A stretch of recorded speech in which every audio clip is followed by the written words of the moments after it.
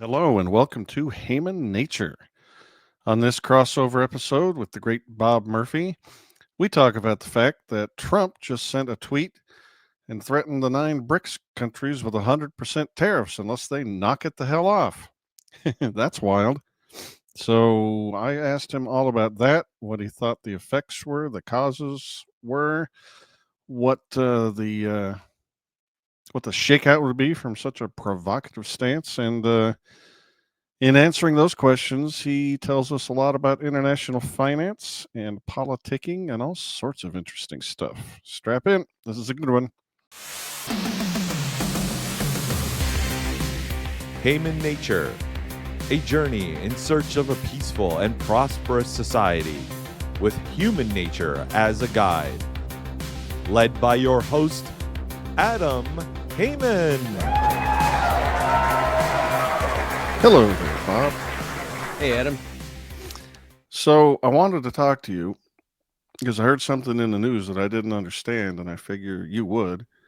Why does Trump seem to be so angry recently with the world's most resilient and affordable housing material, the brick?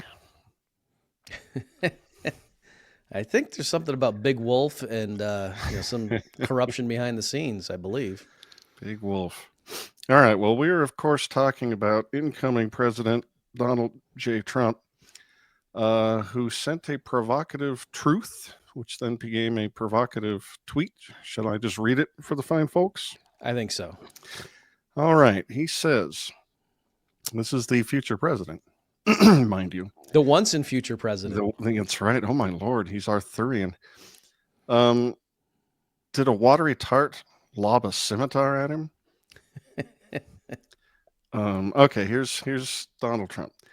The idea that the BRICS countries are trying to move away from the dollar while we stand by and watch is over, all caps, over.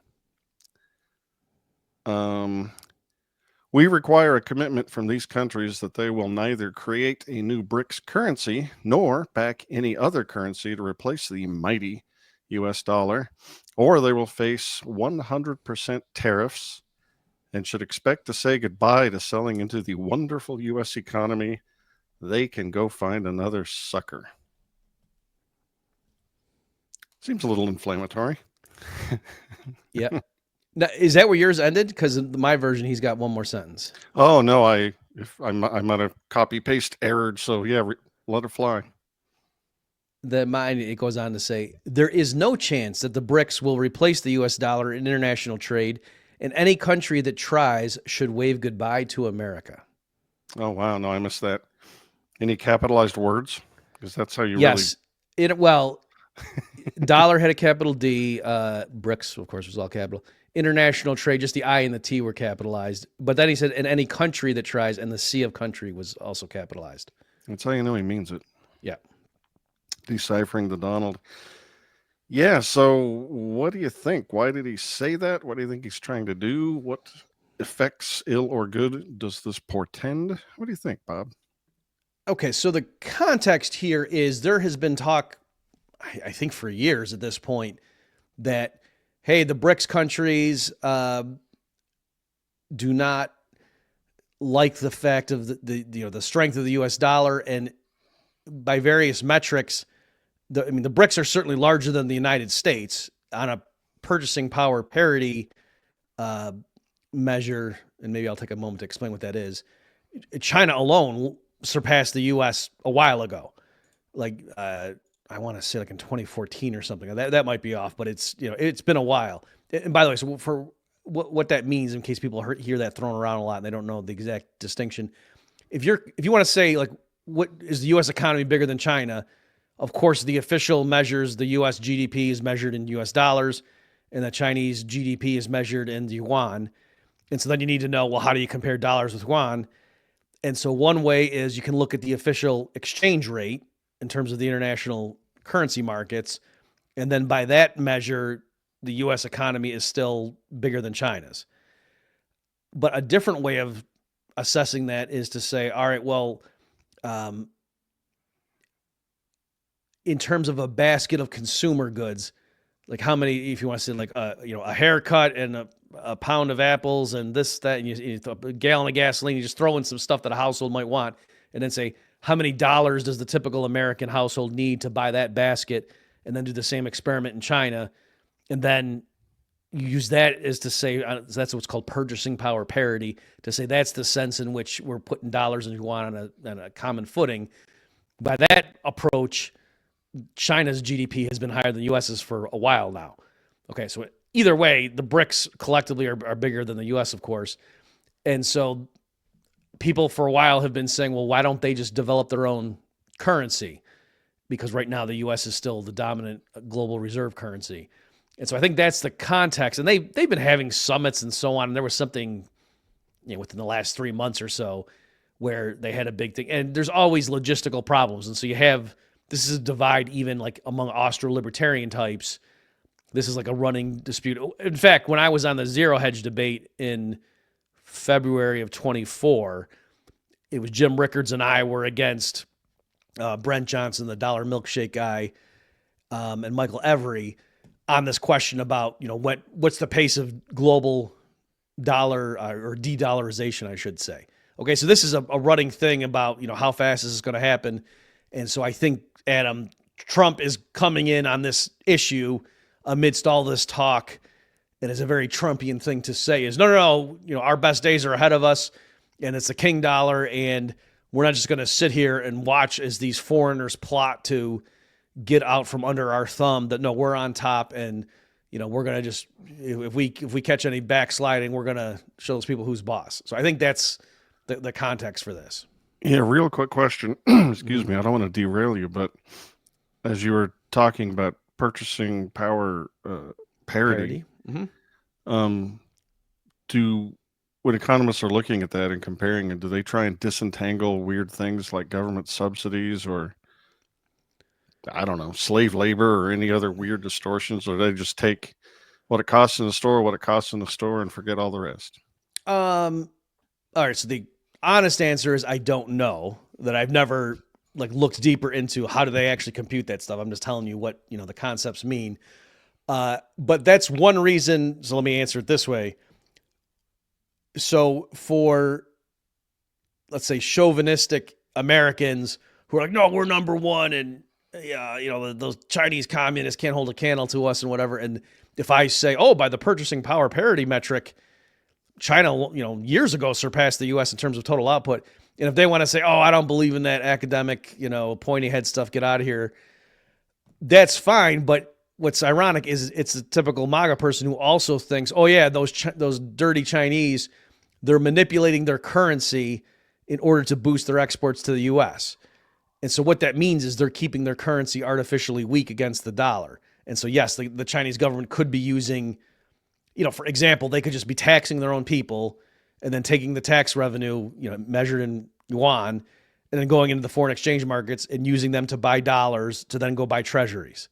Mm-hmm. Okay, so by doing that, that would weaken their currency vis-a-vis the dollar, and then that would allow them to export more stuff to the U.S. So I think, that's what people had in mind back when they said, oh yeah, China's engaging in currency manipulation. That was kind of a thing, like 10 years ago or something. That was a popular thing people were saying.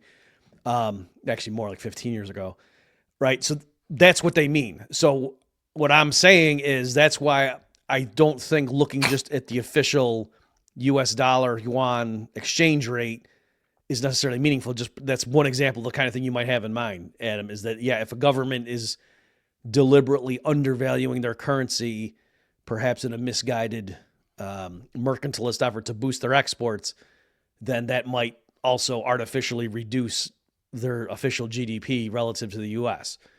So I don't know in terms of like the old Soviet Union, if you were trying to compare their GDP. So it's true, the more command and control an economy is, the less meaningful their quote official prices are. But for China, I'm assuming, they can reasonably go get some data on looking at a major city or something and saying, how much does a bowl of ramen cost or whatever. Not to be stereotypical. Gotcha. And the reason we're focusing on China is because there are a bunch of countries in this new BRICS alliance. Last I looked, there was 9 of them. but China is like well over 50% as far as the size of their economy compared to the whole thing. The other countries are Brazil, Russia, Iran, India, South Africa, Egypt, Ethiopia, and United Arab Emirates. Right. So a lot of those are silent in the BRICS. Yeah, it would have to be. It was funny when I saw Unless it's like LGBTQ, it's BRICS, an ellipses and then an Yeah. infinity sign. Yeah. It was funny to see Ethiopia in there. It reminded me of the group of nations that George W. Bush assembled, the coalition of the willing, and you'd see like Tonga or it's a country. You got to include it. Yeah. So yeah, that's why I guess China is the most impactful actor, but Russia's part of it too.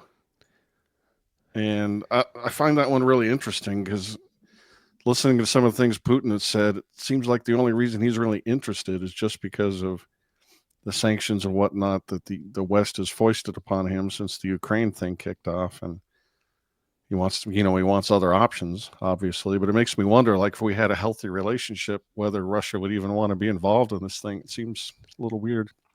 Well, yeah, and that's partly my, I guess, my main reaction to Trump's position here is that, as you say, Adam, the part of the rationale for this, it's not simply a matter of the fundamentals, but it's strategic. That obviously Russia and China and other countries that feel that they might be not in the good, Iran, not in the good graces of the United States, that they're looking at what happened to Russia in the wake of Putin's invasion of Ukraine, and the U.S. has been doing things, whether you think it's a good idea or not. They have been doing things that surprised people in the international community, right? Like freezing the bank accounts of Russian oligarchs or whatever, you know what I mean? So it's not merely targeting the Russian government or something, or not merely blocking arms sales to Putin, but punishing any company that is doing business with somebody in Russia. That has now become very difficult to pull off, if not outright illegal. Okay. And then they were making exemptions with, maybe our friends in Europe can still buy gas and stuff from Russia because we realized that, the winter might be tough. There were things like that. But the point was, it wasn't merely Western weapons that were being used in the confrontation with Russia, but the fact that the dollar is the world's reserve currency allowed them to turn off the SWIFT system in terms of clearing with banks, international banks and so forth, that just really you can lock out companies from international trade pretty easily, given the right now the role of the U.S. dollar. And so that gives the U.S. government an outsized influence to really isolate people. And so I think the finance ministers and whatever in other countries that are more neutral, they said, yeah, right now we're fine with the U.S., but this is not, we don't like being in this position. Like, what happens if there's a different administration 10 years from now and they all of a sudden don't like us? They can just flip a switch and lock us out of the international trade. And that's not a nice position to be in. I can't believe what I'm hearing right now. Are you telling me that there's actors in governments around the world that look at the U.S. as a authoritarian, capricious, arbitrary, vindictive entity that they can't trust to continue? It does bring up an obvious question. It reminds me of The Simpsons when Homer says, "If I think we can trust the president of Cuba." Yeah.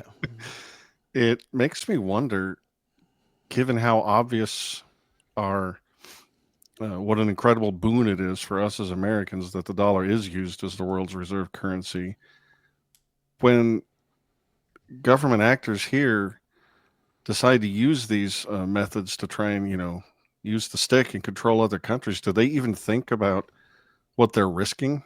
If other countries try to shift away and use something else, or do they just always think that we have the ultimate power, and if anybody ever really does try and use something else, we'll just go Gaddafi them to death, and our power is supreme, there's really nothing they can do? Is that their mindset, do you think? I think so. And that's the irony here, just to spell it out in case some of the listeners aren't getting it, that given that the reason a lot of these countries are trying to wean themselves from reliance on the dollar is that they don't trust they don't like the fact that Washington has this huge stick. You don't solve that problem by saying, "Hey, if you try to leave us, we're going to beat you." It's just basically, the tactic they're using. And so, yeah, that might work in the short run, but clearly that just reinforces the fact that, yeah, we need to get out of this abusive relationship. And so, but you're right, to your point, Adam. Like I saw on Twitter again. So Brent Johnson, who's the dollar milkshake guy, that's one of his frequent, I say talking points. I don't mean to like say he's not a deep thinker or something, but that's just something that comes up often when he has these conversations. Is he'll say there are a lot of things, and he's clear. He's saying, I'm not endorsing this. I don't think it's a good thing. I'm just trying to be realistic here, advise my clients as to what they think the world's going to look like over the next 10 years. Saying there's a lot of things at the U.S.'s disposal, and they're not just going to sit back and let the dollar's position evaporate. That they're going to do things, and perhaps in some cases invading countries and whatnot. Is the claims about maybe that's why they went against Gaddafi, whatever. It wasn't because they all of a sudden discovered that he wasn't a Boy Scout. That there were other reasons. So I think that's fine. And so when Trump tweeted this out, there were a lot of people, Adam, who were sort of saying like, point Brent Johnson kind of thing. Whereas this tweet to me, it kind of does both things. You know what I mean? That, in other words, the people saying, no, folks, the dollar's days are numbered. What the U.S. government has done in this war with Ukraine, or this proxy war with Russia, that's the die is cast now. That, yes, it takes time. They can't just all switch and start using something else next Tuesday. But the people, the leaders around the world now realize we cannot allow this to persist, and we have to start building parallel systems. And so for me, Trump's tweet showed, if anything, don't think that because I'm less bellicose in terms of outright military confrontation, that you don't need to put the pedal to the metal in terms of this de-dollarization. That no, if anything, that's showing, yeah, this guy's crazy. We better hurry and wean ourselves from it. It would be like let me use this as an example. Tell me, Adam, if this works or not. So, there's Bitcoin maxis, right? People who really want everyone to just use Bitcoin. And so then imagine, there was some merchant who has been accepting Bitcoin for years. He got on the bandwagon years ago. Anything he sells, he'll take Bitcoin in exchange for it, right? But then you hear, but he's also starting to take Ethereum and Bitcoin Cash. And so you say to him, if we catch wind that you start accepting those other ones, then we're going to put 100% increase on anything we sell to you quoted in Bitcoin. And that might be a short-term solution to get him to back off that, depending on, the volume of his sales or whatever. But you can see how, in the long run, that's not going to work. That's going to have the opposite effect, right? That's not going to keep everyone just accepting Bitcoin. That's going to show them, whoa, I better diversify, because the people again, assuming that someone had the power to do that. Obviously with Bitcoin, you can't do that, but you get the point that if you're trying to get people to accept your currency, because that's really what's happening here, right? The people are selling us stuff for dollars, and then Trump is mad about that. And so, or that they might stop doing that. And so he's saying, you better, not accept anything else, or else we're going to allow you to sell your stuff to us for dollars anymore, which is also weird too, because it's kind of the flip side. He's also mad at all these countries selling us too much stuff for dollars. And hey, how come you keep selling us so much of your stuff for dollars? You know what I mean? Like it's like he can't decide what he's mad about. Yeah, it's definitely the kind of short-term, circular, garbled thinking you'd expect from a politician. Do you have any visibility on what the currency is that these BRICS countries would like to switch to? I just briefly read an article that said that they were going to have trouble because their economies are so different. It'd be difficult to integrate them. But I mean, are they thinking like a basket of goods sort of concept, or do you know what they're aiming at? I think they've been batting around different proposals, and it is. I agree with the critics who say it's going to be hard for them to get it up and running because they don't have, deep capital markets to the extent that the U.S. and, New York and London and so forth. Like there's reasons the U.S. right now and the West more generally kind of run global commerce and provide the foundation for it. So there's a reason that's the case, and it is harder to come and supplant that. And I don't think it's so you're right, Adam. Partly it's because they don't these are not Rothbardians, right? And so you're right. They're thinking of it in terms of barter almost. And well, gee, what do we need the West for? Because we have enough, food that we grow internally, and we have enough natural resources, and we can. And I think that's just goofy that you don't need to be a self-sufficient economy, right? All they're really changing over is almost like the internal accounting in terms of that. You know what I mean? Just how they price things and so forth.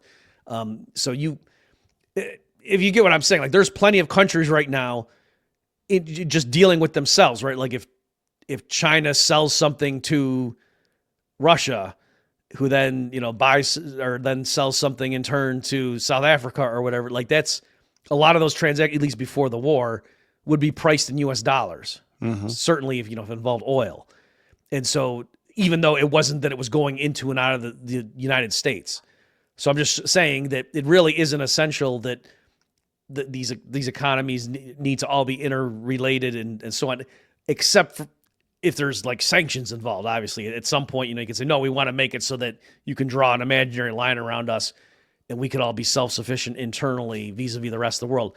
So that's an element too, but that's almost like a separate decision from, the currency, the accounting. Yeah. You could even price stuff in terms of international dollars if you just had a way to keep the flows internally. You know what I mean? Like if you just used literally $100 bills, you could just pass those around. The U.S. can't like press a button and make the U.S. bills go up in smoke.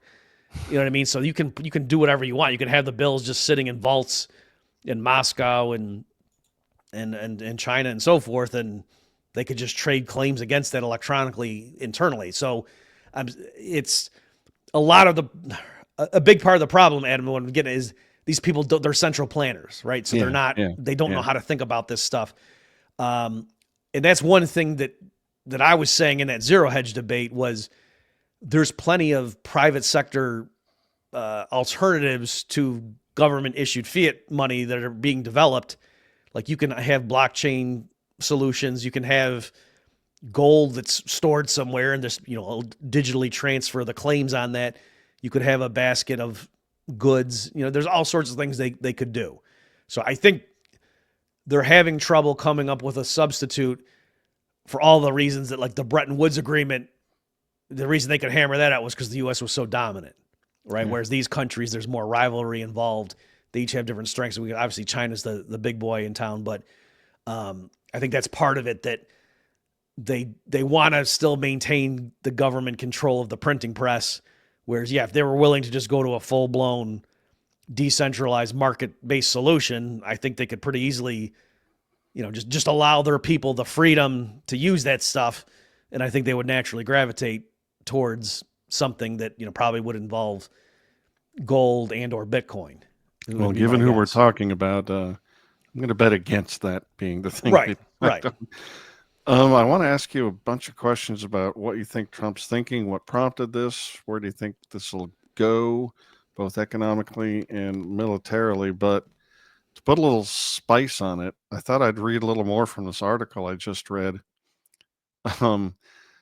It talks about some of Trump's defenders defending what he's doing.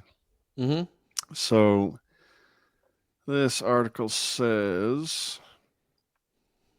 the Mexican president, Claudia Sheinbaum, threatened a tariff war in response, but some Trump allies have suggested his recent announcements have been negotiation tactics, meant as more of an opening bid than a promise. Asked about the president-elect's proposed use of tariffs, Republican Senator Ted Cruz responded by noting, quote, the importance of leverage, unquote. And then again, quoting, you look at the threat of tariffs against Mexico and Canada immediately has produced action, the Texan said on CBS News' Face the Nation on Sunday. On Friday, Canadian Prime Minister Justin Trudeau made an unscheduled trip to Trump's Florida estate, Mar-a-Lago. Got to kiss the ring of the new. Mm-hmm. Seemingly to head off a potential 25% tariff on Canadian goods heading south. Trump's pick for Treasury Secretary, Scott Bessent, has previously suggested that the president-elect's threats to impose major tariff hikes were part of his negotiating strategy. Quote, my general view is that at the end of the day, he is a free trader. Bessent said of Trump in an interview with Financial Times before he was nominated for the role. Quote, "It's escalate to de-escalate," unquote. So with that in mind, A, what do you think prompted the truth or the tweet or whatever? And what do you think's going through his head? How do you think it's going to be? Is he the master negotiator? I mean, these are all garble-headed central planning doofuses. Can he be a more alpha doofus and crack the whip and get him back into shape, or what? Okay, so I think at least some of that is just his more broad-based approach that, hey, we're going to have high tariffs, when I come in there, and then, with select partners, we'll maybe ratchet them down if they reciprocate and so on.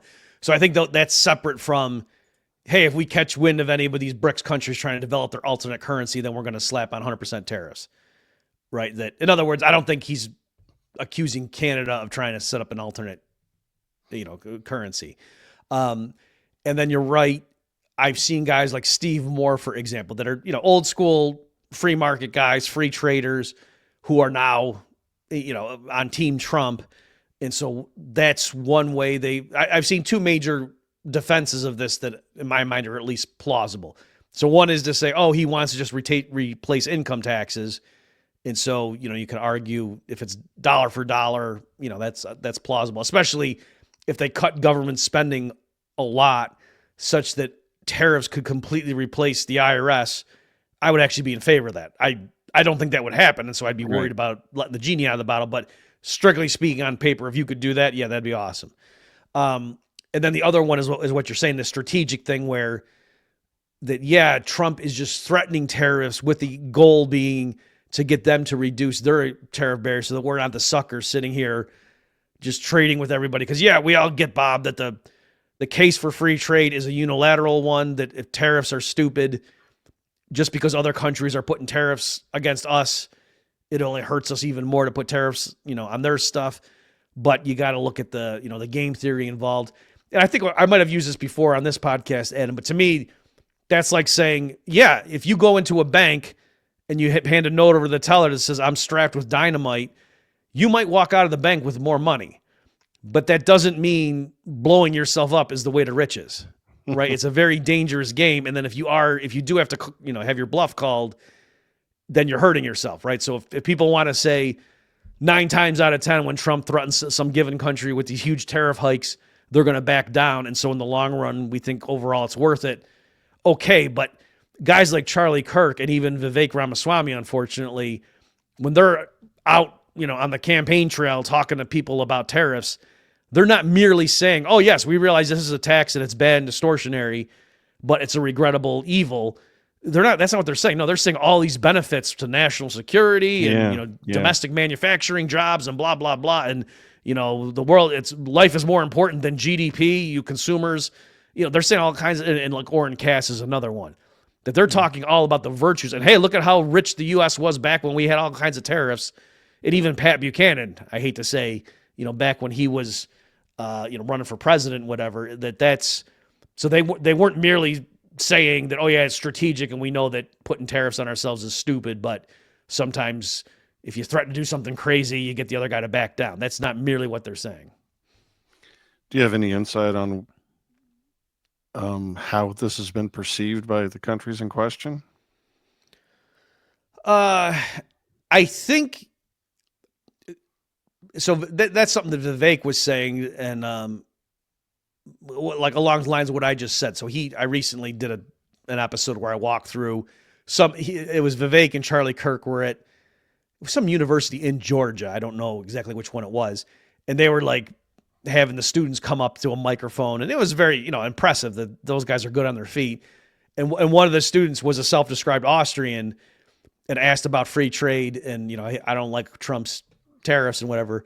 And Vivek said basically what I just said about their strategic element, that, Trump understands free trade and the case for it. And it's just, it's not that we're starting out at a state of genuine free trade among all the countries of the world, and Trump is this outlier who now wants to impose tariffs. No, he's inheriting a situation where we're the sucker and we have all these unfair deals in place. and Trump is just trying to use threats in order to leverage and get a better position. And then he ended with saying, and that's if you go look at how Trump behaved in his first term, that's exactly what he did. So I think Vivek, could point to some real thing. Off the top of my head, Adam, I don't remember the specifics, but I do know at the time that I think there were something like with Canada, I want to say like with lumber or something, where Trump threatened something and maybe even had it in effect for a little bit, and then the rates got reduced on both sides or something like that. So I think they're not completely just making stuff up, that they can point to some real world successes. But on the other hand, again, I don't even know if that's what they're promising right now. And with some of this stuff too, like you don't have like a 10-page policy document spelling out exactly what they're going to do. A lot of this is just coming from reading Trump's tweets or whatever. But so yeah, I think they're not completely making it up, and that some countries actually have been willing to negotiate on that stuff. Because from their point of view, the foreign governments, if they have exporters who are selling a lot into the U.S., and then Trump says, "Oh, we're going to jack up rates on those people," that's a very concentrated harm to a politically powerful constituency that then can go to that government and say, "Hey, just cut a deal with this guy. This is crazy." So it's not a crazy idea, but again, just like saying, "Hey, it might work if you go into the bank and if they see you really have dynamite and you really are going to blow it up, they don't want to lose 5 employees." Yeah, could work. Maybe once, maybe twice. I'm an anarcho-capitalist. I don't believe in nation states. I don't like monopoly provision of government. So it frustrates me that we have to analyze these things from inside the prison of one of these things. And I have to admit that given the fact that my rulers are so bellicose, trying to start at least 3 different wars on different corners of the planet, it makes me nervous that all our semiconductors that you need for a high-scale war are produced somewhere else. That gives me pause. And I hate I hate sort of being tempted to think a tariff is a good idea for horrible reasons, which leads me to an even deeper and weirder question. If we're trying to do, we being the government, trying to do these things to save the world reserve status of the U.S. dollar, well, from our perspective, the U.S. dollar, like all these other fiat currencies, is trash. Should we be really trying to have it saved, or should I be hoping that it blows up just like all other fiat currencies and maybe something more stable comes out of the dust? It's just hard to know how to think about these sorts of things. Short-term, long-term, intermediate, the greater good, all these things. Yeah, so I think on that narrow question, in general, I am more of the mindset that it's better if government officials don't deliberately make things awful. Okay, that in other words, that given that they're going to do something, I think it's better if in general they do things that are closer to common sense and that more like analogous to what would happen if a private sector voluntary institution existed. And partly that it's just because people are so crazy and so willing to accept outrages that I think people underestimate let me just back up 1 second, because there is a school of thought, and Walter Block writes on this stuff. Like for example, Walter Block has written that he doesn't think public libraries should kick out, like if some homeless guy moves in and just camps out on the table and he's just he's very, it makes you turn your nose and whatever, and makes it so that just people can't use the library. Walter thinks that it's not just that it's a libertarian right, and who are we to tell him to move, but also he thinks that's good because then the public will realize the futility of public libraries and they'll just shut it down. It shows the absurdity of the principle on its face. Right.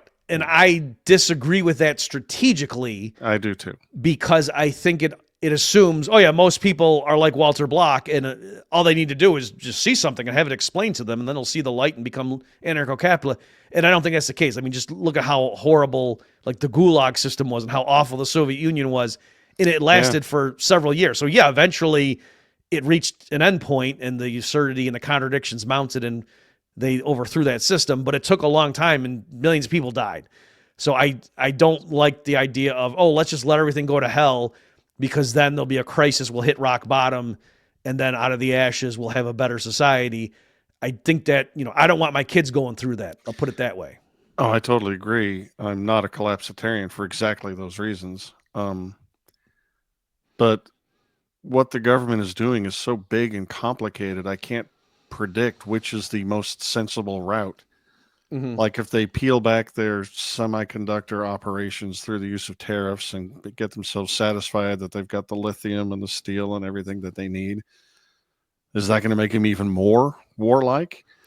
Well, but right. So that's what I was going to say. So I do, in a moment, folks, yes, I will go down the, in a purely free market, what would we do about semiconductor, monopolies? But yes, in terms of the real world right now, to say, hey, I don't like the fact that the U.S. is vulnerable, and what if we went to war with China where you have the semiconductor shortage? So let's have tariffs put in place against China so the U.S. can develop its domestic capability. Right, Adam, I agree with you that it's not obvious to me that we should want the U.S. government to feel like, okay, now at this point, yeah, we could go ahead and have a 2-year war with China. We could do it. I like them thinking, no, we couldn't do it right now because they have all the semiconductors. That war out explicit hot war with China is not an option. I kind of like the U.S. government thinking that. But besides that, though, just in general, if we had a night watchman state country, and what if it just so happened the logistics were that it made more sense, it was more efficient for them to import all of their semiconductors from some neighboring state, and wouldn't that be silly? And wouldn't that show the futility of free trade? Just real quickly, just for completeness, if that were the case, then for one thing, speculators in that region could stockpile semiconductors, right? Because they could look ahead and say, if there's a 1% chance that we go to war with this country next year, they're going to blockade us, and the price of semiconductors are going to go through the roof, so we can stockpile them now, right? It's not like they're eggs and they're going to expire, right? You can do that, and then more generally, you can play with the numbers, but like a ski resort can be shut down during the summer months and then be run in the winter months.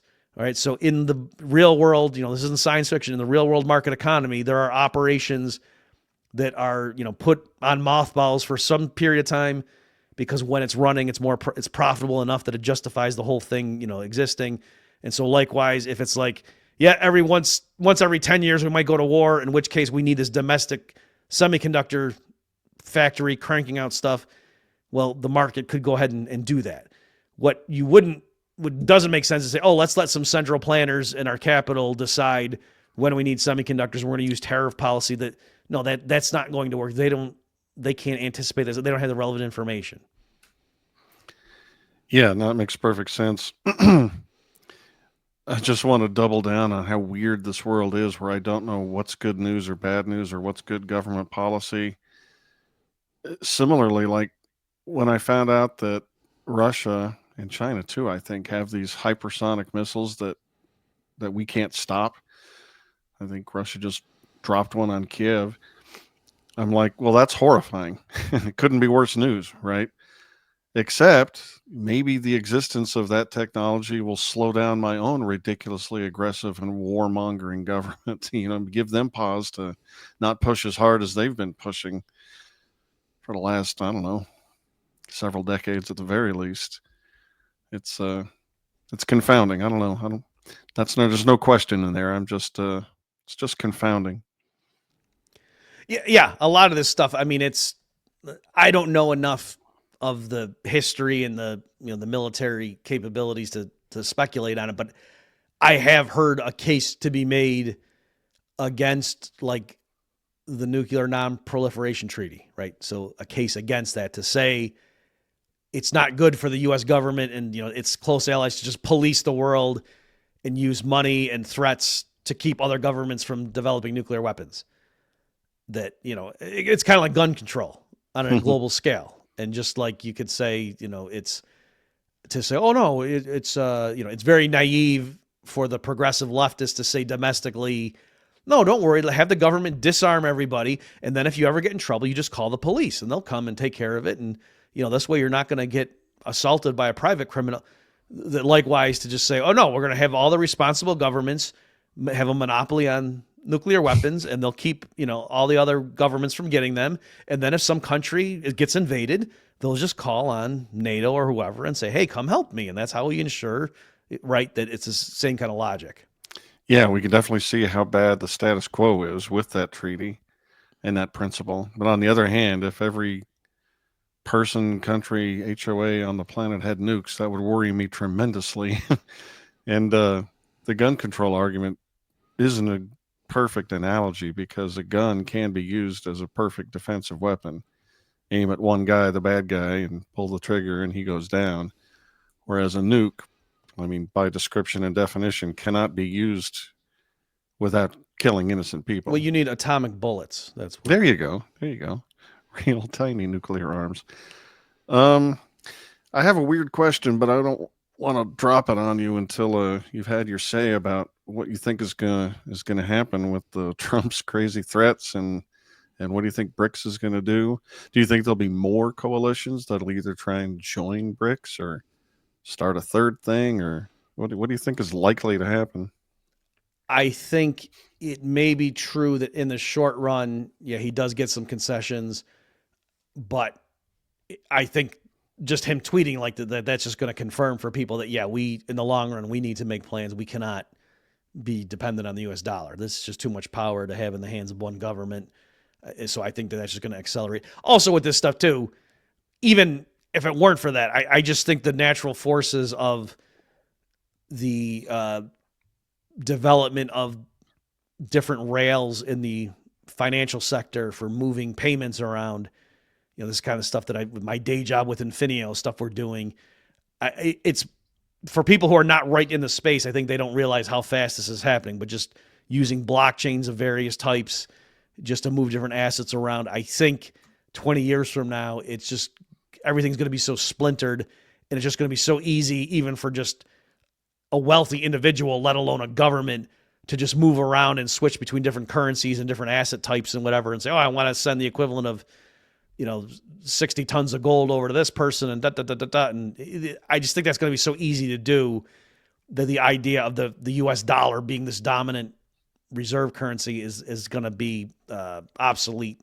at some point, regardless of what happens. But yeah, I think this kind of stuff is just going to accelerate or, pull forward the date at which that otherwise would have happened more naturally. Yeah, I consider that good news. I mean, if you're saying tech is going to evolve our way out of that particular mess, I would call that good news. Yeah, I think so. That it's just going to give more options to people. It's just going to be a lot easier to negotiate transactions in whatever currency you want, and you're not going to have this lock-in effect that you do right now so much. Yeah, it is weird that government officials behave so, again, capriciously, arbitrarily, dangerously, unreliably, such that they cause these military and economic alliances to form against them. Like, if Washington had just been the city on the hill and awesome in our private property and free markets and all of that, I don't think any of these things would have formed. They would have had less reason to form. And then once they do, you see all these horrible unintended consequences that have been happening forever. We were horrified when China started investing in Africa like they did, and getting into relationships with Brazil and I think other countries in South America. Did you hear? I just read this. I don't know if it's true, but you remember when Brazil was feuding with Elon Musk over Twitter and trying to get him to censor certain things, and he was refusing because he's a free speech guy. And then they took it out on his Starlink business. And then I just read that some Chinese company just signed a contract with Brazil to provide them that same service, internet via low Earth orbit satellite. And it made me wonder, is the CCP or whoever sort of bribing or twisting the arm of the Brazilian government to get them to do that to Elon, to get, it's just this weird combination of political and commercial interests. Yeah, I don't know on that specific one, but I think you're right to be thinking along those lines. And yeah, I think behind the scenes, there's like 200 to 300 people right now that are largely determining the fate of the globe over the next 5 years.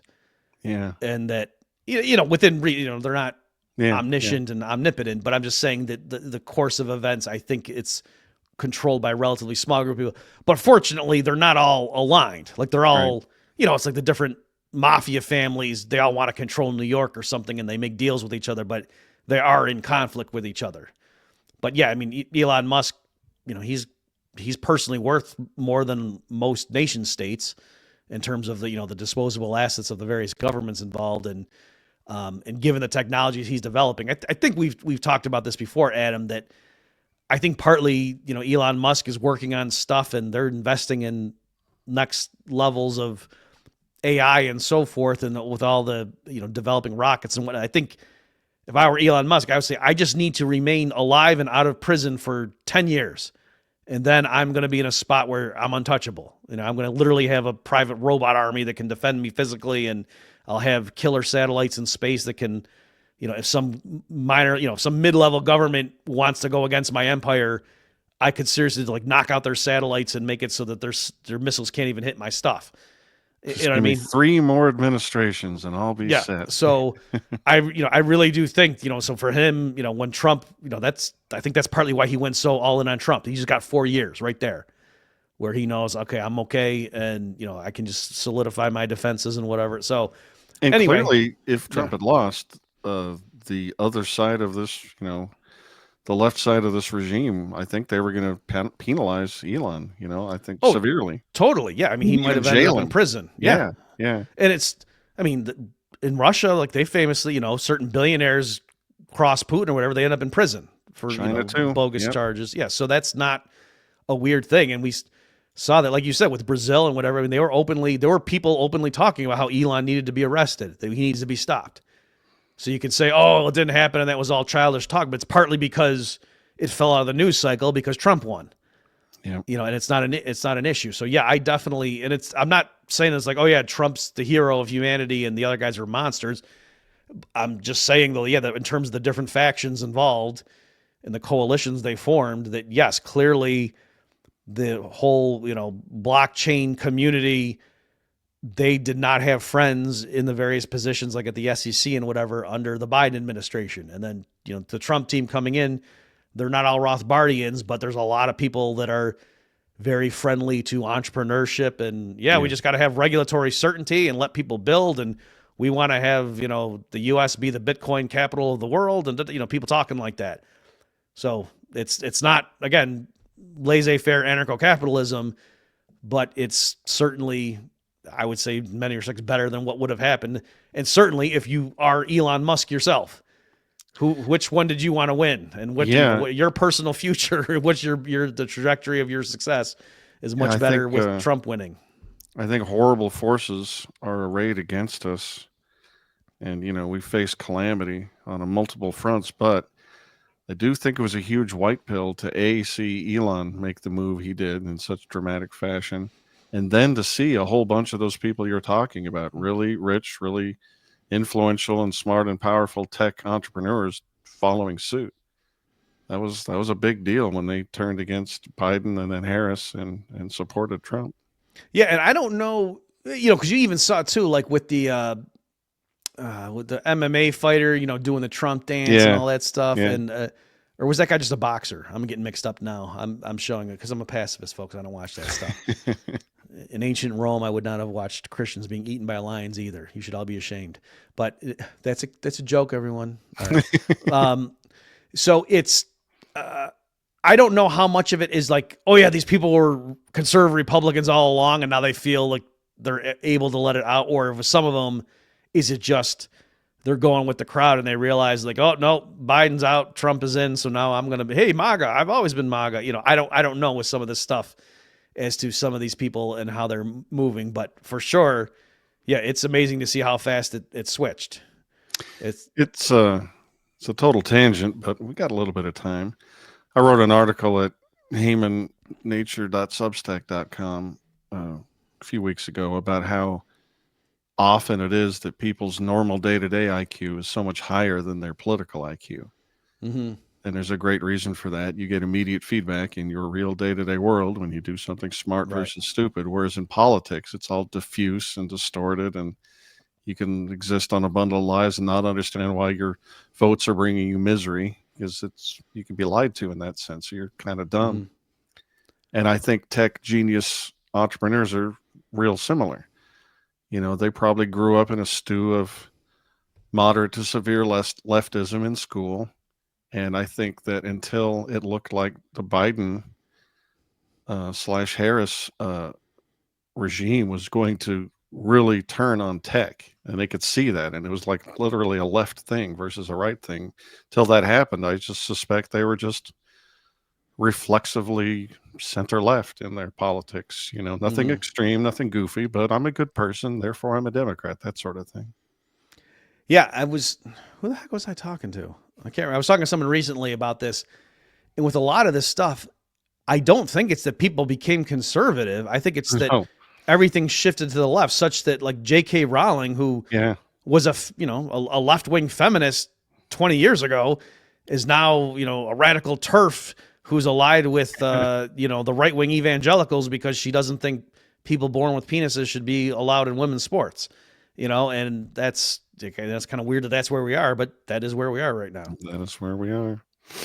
All right. I'm tempted to wind things up. Do you have anything more brickish to give? I do. Yes. So real fast here, folks, let me just explain that this idea that, we don't like right now, there's unfair trade deals and whatever, and we've inherited this crazy system, and the other countries are penalizing our stuff, whereas it's open for business in the United States and they can sell to us. And so if we just impose retaliatory tariffs, that will level the playing field and reduce our trade deficit.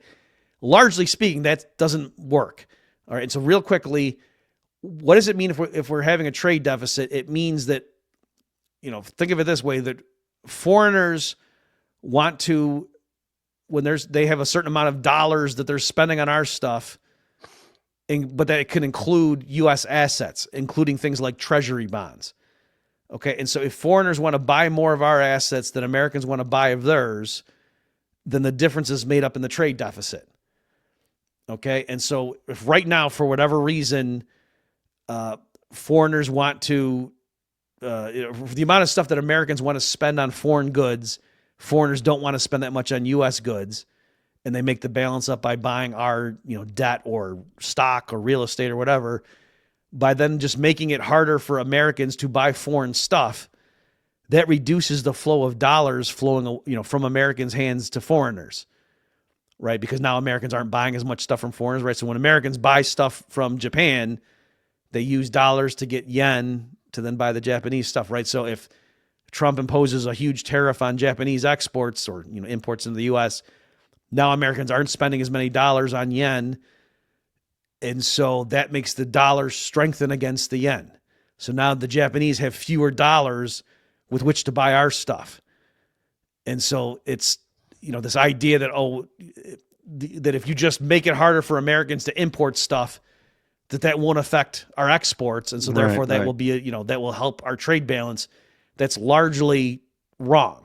All right. It's not dollar for dollar. You can come up with stuff, but I'm just saying it's largely self-defeating, that if you make it harder for us to import goods from abroad, it will make it that much harder for our exporters to continue selling stuff to foreigners. And so all you're really doing is isolating us from international trade. It's not that you're, quote, improving the trade balance. Well, that's a great point. I'm glad you made it. And very similarly, we often hear a lot of America First types grumbling about how China just bought a farm, or Sony just bought a big building. So what do you think would happen to the American economy and to consumers and producers in America if Trump went really crazy and got a law passed that made it completely illegal for any foreign entity to purchase an asset or property or a treasury bill here in America and could enforce it somehow? Like follow all the threads of shell corporations or whatever and actually enforce it. What would happen? Well, certainly if foreigners were barred from buying treasury debt, if the U.S. government continued to, if they tried to still run a deficit that was as big, that would make interest rates skyrocket, right? Because now it would be that, instead of having the whole world of potential savers to lend to the U.S. government, if now we're saying, no, you have to live inside the United States, that's just shrinking the pool of available savings to finance the deficit. So it would have to, make the yield increase in order to induce that much more saving. So that's one element. In terms of if a corporation's trying to issue new stock to raise capital, if you're saying it's illegal for foreigners to contribute to that, then it's just going to make it that much harder for corporations to do so. If real estate prices would fall if you don't allow foreigners to bid on it. So there's all that. So they would have that would be good for people, young Americans who want to buy a new house, but it would be bad for everyone who owns real estate currently. Yeah. So there's that sort of effects. Related to that, though, that's another thing I want to say is it's not just if someone's like, okay, Murphy, so you're just all pessimism, you're just shooting down everything, but give us something to do. Like the current situation's intolerable.